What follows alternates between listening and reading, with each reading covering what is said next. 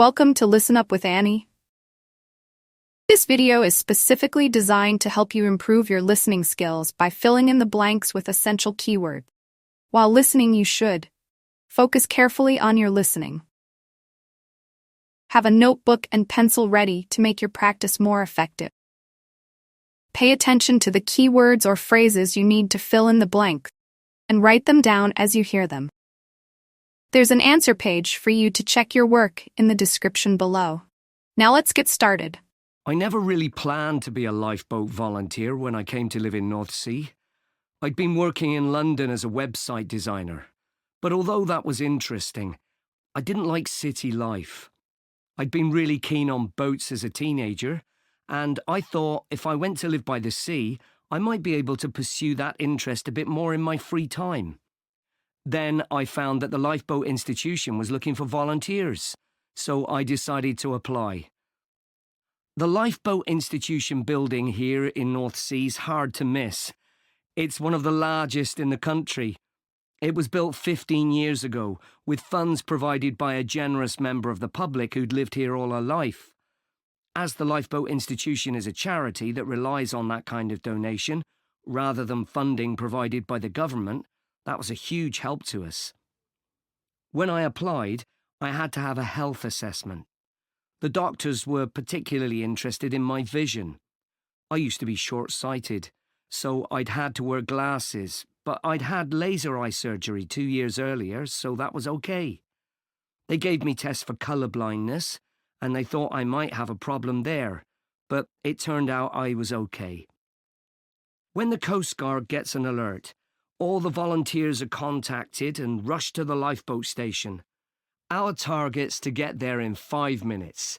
Then we try to get the boat off the dock and out to sea in another 6 to 8 minutes. Our team's proud that we usually achieve that. The average time across the country's 8.5 minutes. I've recently qualified as what's called a helmsman, which means I have the ultimate responsibility for the lifeboat.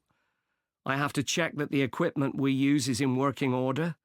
The crew have special life jackets that can support up to 4 people in the water, and it's ultimately my decision whether it's safe to launch the boat. But it's very rare not to launch it, even in the worst weather. As well as going out on the lifeboat, my work involves other things too. A lot of people underestimate how quickly conditions can change at sea, so I speak to youth groups and sailing clubs in the area about the sorts of problems that sailors and swimmers can have if the weather suddenly gets bad. We also have a lot of volunteers who organise activities to raise money for us, and we couldn't manage without them. The training we get is a continuous process, focusing on technical competence and safe handling techniques, and it's given me the confidence to deal with extreme situations without panicking. I was glad I'd done a first aid course before I started, as that's a big help with the casualty care activities we do. We've done a lot on how to deal with ropes and tie knots. That's an essential skill. After a year, I did a 1-week residential course, led by specialists. They had a wave tank where they could create extreme weather conditions, so we could get experience of what to do if the boat turned over in a storm at night, for example. Since I started, I've had to deal with a range of emergency situations, but the work's hugely motivating. It's not just about saving lives. I've learned a lot about the technology involved. My background in IT's been useful here, and I can use my expertise to help other volunteers. They're a great group.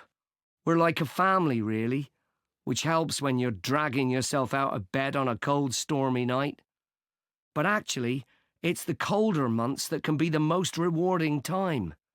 That's when the incidents tend to be more serious, and you realise that you can make a huge difference to the outcome.